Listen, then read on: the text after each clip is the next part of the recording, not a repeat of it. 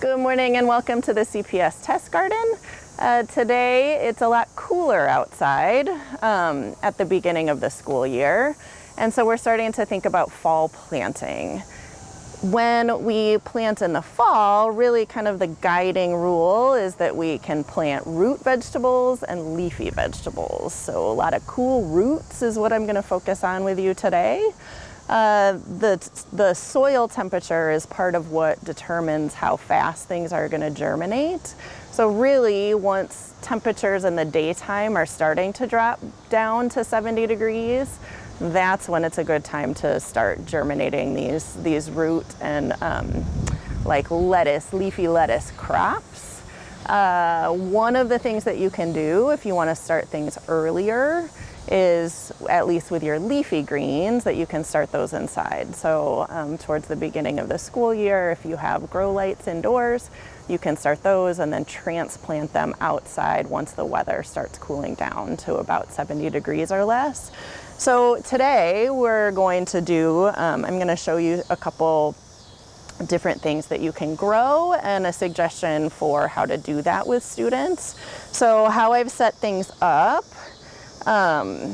is a way that you can really show kids where they're going to plant. So what I've done is we're going to plant kind of in rows today.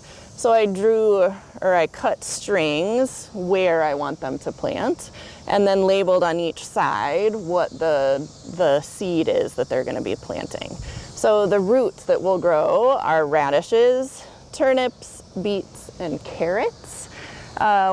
Then you can get rulers, and this is where you can do it with rulers, you can do it with other non-standard units of measure if you want to, but with the radishes we're going to have them plant one seed every ½ inch, and so you can decide how many seeds every kid gets. Maybe that's just one, and you can set your ruler up right next to the line.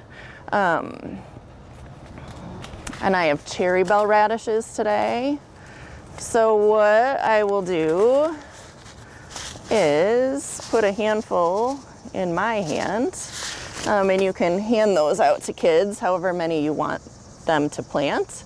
And there's kind of two ways that I usually do this. So either like with one seed in my finger and I find the ½ inch and I can just push it down a little bit and then cover it and pat it. And you really only have to cover it, put it down like 1/8 of an inch, cover and pat.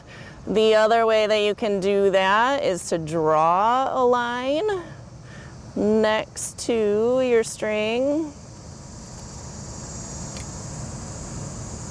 and then have your students just drop them right in there every ½ inch. And make sure that you send up a couple kids, give them say between 3 and 4 inches. They're gonna do 3 seeds and then have them step back and the next student go. So once the whole line is then done, then you just cover and pat down. So we wanna have a nice, you want to firm it down so the seed to soil contact is really good. And then once that's done, then you can go ahead and do a light water. You really want to make sure that if it's raining every day, then you don't need to water. But if it's not raining every day, you want to make sure that whole seed bed is nice and moist, and that it doesn't dry out. And fall's a really good time because it's not as hot, so things don't dry out as quickly. So the other thing is the carrots that we'll do today. If you notice with carrots, the seeds are much smaller and flatter, so they can blow around a little bit, and they can be a little harder to manage. So with these, they can also be, because if you think about carrots, and even baby carrots, they're a lot skinnier than a radish. So these can be planted a lot closer together. So again, kids can use a ruler as a guideline, but then really thinking about for every inch, they can be planting like 3 or 4 carrots. So again, because these are flatter seeds, they really don't need to go in very far. So you can do one at a time, which is really hard with dexterity. So you can just even do like a little bit of a sprinkle right in that inch that you designate for each kid.